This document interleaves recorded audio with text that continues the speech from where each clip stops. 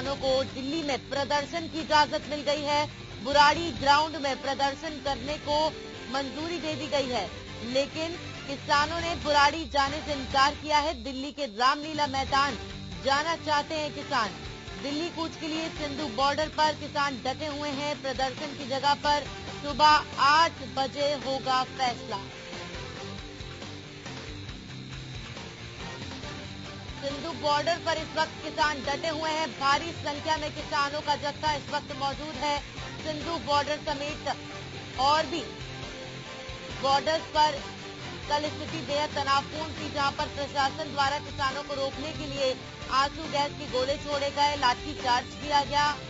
इसके अलावा पानी की बौछारें छोड़ी गई, लेकिन इसके बावजूद भी किसान जो है पीछे नहीं हटे और उसके बाद सरकार को कहीं ना कहीं झुकना पड़ा और किसानों को दिल्ली में आने की इजाजत मिली। लेकिन दिल्ली के बुराड़ी में जो ग्राउंड है उसमें किसानों को प्रदर्शन करने की इजाजत मिली है, लेकिन किसान जाना चाहते हैं रामलीला ग्राउंड, रामलीला मैदान में जाकर प्रदर्शन करना चाहते हैं। तो ऐसे में अब फिलहाल सुबह 8 बजे फैसला होगा कि किसानों को रामलीला मैदान में जाने दिया जाएगा या नहीं। हमारे साथ राजा पटेल फोन लाइन पर मिल चुके हैं हमें। राजा, अगर बात करें फिलहाल जो है बॉर्डर्स पर क्या स्थिति है और दिल्ली जाने को लेकर क्या अपडेट मिल पा रहा है? किसान दिल्ली कब पहुंचेंगे, जिसकी अब परमिशन मिल चुकी है? जी बिल्कुल, देखिए मैं आपको बता दूं कि अभी जो स्थिति है साफ तौर पर जो कि सुबह का समय और सभी किसान जो कि यहाँ पर सो रहे थे धीरे धीरे उठ जरूर रहे हैं। पुलिस की सभी टीमें यहाँ पर मौजूद है क्योंकि सुबह का समय है और इस तरीके से। राजा, आपकी आवाज हमें नहीं मिल पा रही है। हेलो हेलो जी बोलिए। जी बिल्कुल, देखिए सुबह का समय है। जो अभी किसान है जिन्होंने अभी यहाँ पर जो कि सो रहे हैं धीरे धीरे उठ जरूर रहे हैं किसान। पर अभी पुलिस की बात करें तो पुलिस की तरफ से नोटिफिकेशन है कि 8 बजे तक ही डिसाइड हो पाएगा कि रामलीला मैदान भेजेंगे या फिर कहीं और भेजेंगे। इसको लेकर अभी तक कोई गाइडलाइन जारी नहीं की गई है। हालांकि पुलिस की टीम अभी मौके पर है। तमाम जो किसान है जिस तरीके से रात को जिस तरीके से हंगामा हो रहा था उसके बाद से कहीं ना कहीं अब स्थिति बिल्कुल शांत है और किसान यहीं पर डटे हुए हैं। हम बात करें तो 8 बजे ही डिसाइड हो पाएगा कि ये रामलीला मैदान जाएंगे या फिर पुलिस की टीम इनको कहीं और भेजती है। जी बिल्कुल राजा, कहीं ना कहीं जिस तरीके की स्थिति कल सारे दिन रही है, माना जाए कि अब कहीं ना कहीं सरकार को झुकना पड़ा है किसानों के आगे, और यही वजह है कि पहले तो दिल्ली नहीं जाने दिया जा रहा था, हरियाणा के बॉर्डर्स नहीं पार करने दिए जा रहे थे, और अब दिल्ली भी आने दिया जा रहा है। और कोई बड़ी बात नहीं है, किसानों की डिमांड मान ली जाए, रामलीला ग्राउंड उनको पहुंचा दिया जाए। बिल्कुल, वाकई में जिस तरीके से हम बात करें कल सुबह से ही जिस तरीके से यहाँ पर किसान यहाँ पर डटे हुए और साफ तौर पर अपनी मांगों को लेकर उन्होंने जिस तरीके से कल सरकार को झुकाया, सुबह से ही प्रोटेस्ट कर रहे थे और साफ तौर पर कहते कि हम हर हाल में दिल्ली जाएंगे। पर टर्म एंड कंडीशन के बाद दिल्ली पुलिस ने कहीं ना कहीं रास्ता जरूर खोल दिया। उन्होंने ये बोला कि हम आपको दूसरे ग्राउंड में भेजेंगे। पर जिस तरीके से बात करें किसानों के आगे सरकार झुकती हुई नजर आ रही है। साफ तौर पर जिस तरीके से कल लाठीचार्ज, आंसू गैस के गोले, वाटर कैनल का इस्तेमाल किसानों के ऊपर किया, तो उसको लेकर किसानों में काफी ज्यादा रोष है और साफ तौर पर रोष देखा भी गया कि किस तरीके से जो प्रोटेस्ट है वो कहीं ना कहीं हिंसा में तब्दील होते हुए। हालांकि किसान के बड़े नेताओं ने शांति करवाकर शांति से कहीं ना कहीं हल जरूर निकाला। पर अब देखने वाली बात होगी कि 8 बजे क्या फैसला दिल्ली पुलिस और सरकार लेती है। जी बिल्कुल, अब आज की जो परिस्थिति है राजा, अब यही उम्मीद हम कर सकते हैं। देखिए, कल जिस तरीके की तनावपूर्ण स्थिति बनी रही सारा दिन, ना सिर्फ किसान परेशान हुए, बल्कि जाहिर तौर पर जब इस तरीके की कोई गतिविधि देश के अंदर होती है तो ऊपर से लेकर नीचे तक आम लोगों की जिंदगी भी प्रभावित होती है कहीं ना कहीं। और देखिए, किसान देश का अन्नदाता है, अगर अन्नदाता के साथ ये हो रहा है तो पूरा देश कहीं ना कहीं दुखी है। तो ऐसे में उम्मीद आज यही करेंगे कि ये जो स्थिति है वो ठीक हो, किसान अपना शांतिपूर्ण तरीके से प्रदर्शन कर पाएं और उनकी मांगों को सुना जाए। सरकार को अब जरूरत है किसानों को बुलाकर या किसानों के पास जाकर टेबल पर बातचीत की जाए और जो उनकी मांगे हैं उनको माना जाए।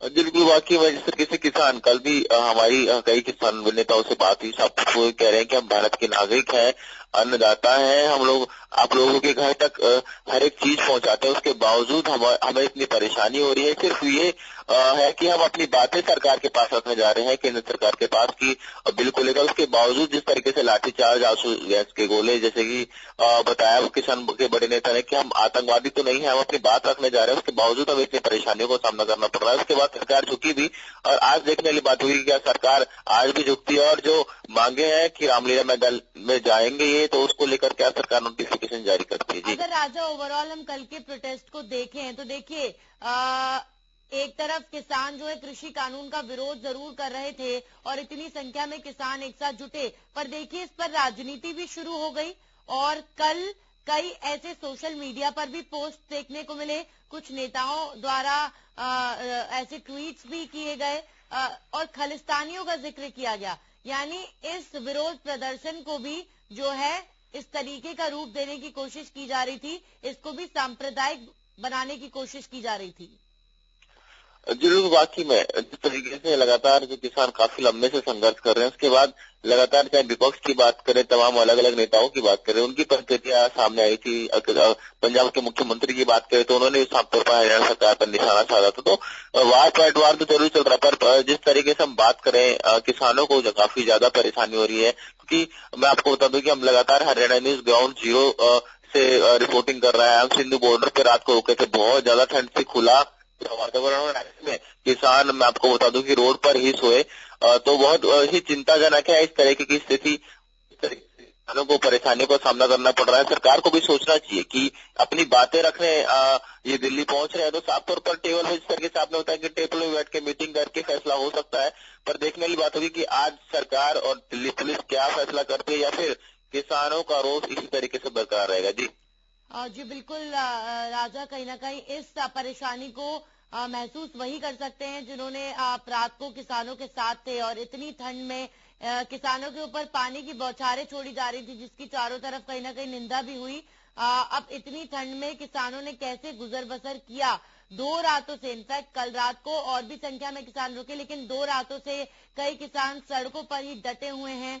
उनका खाना पीना रहना, जाहिर तौर पर सड़कों पर सोना, कैसे वो अपना जीवन बसर कर रहे होंगे इस समय पर, इस बात का अंदाजा नहीं लगाया जा सकता। वाकई आपने खुद देखा किस तरह की परेशानियां और कितना दुख किसान महसूस कर पा रहे थे इस परिस्थिति में। जी बिल्कुल, देखिए वाकई में मैं आपको बता दूं कि रात को, क्योंकि खुला है ये पूरा सिंधु बॉर्डर, आसपास की तरफ खेत है, तो काफी ज्यादा ठंड महसूस होनी स्टार्ट हो गई। तो काफी ज्यादा शाम होते ही, हालांकि अंधेरा भी काफी ज्यादा है, यहाँ पे लाइटिंग की व्यवस्था नहीं है। जिस तरीके से बॉर्डर की बात करें तो साफ तौर पर काफी ज्यादा परेशानियों को, दिक्कतों का यहाँ पर सामना करना पड़ा। और किसानों से भी हमारी रात को बात हुई है, काफी रात तक किसान जगे रहे, उनको नींद तक नहीं आई, क्योंकि कड़ाके की ठंड है और ऐसे में कई जो किसान है उन्होंने टेंट लगा रखे थे, तिरपाल पर सो रहे थे। तो वाकई में बहुत ही शर्मसार स्थिति रात को भी देखने को मिली। और जिस तरीके से हम बात करें कि किसानों से हमारी जो बात हुई थी वो यही कहते कि हम चाहे सड़क पर सोए, चाहे हम पूरी रात जगह पर अपनी मांगों को मनवा के ही हम दिल्ली से वापस जाएंगे।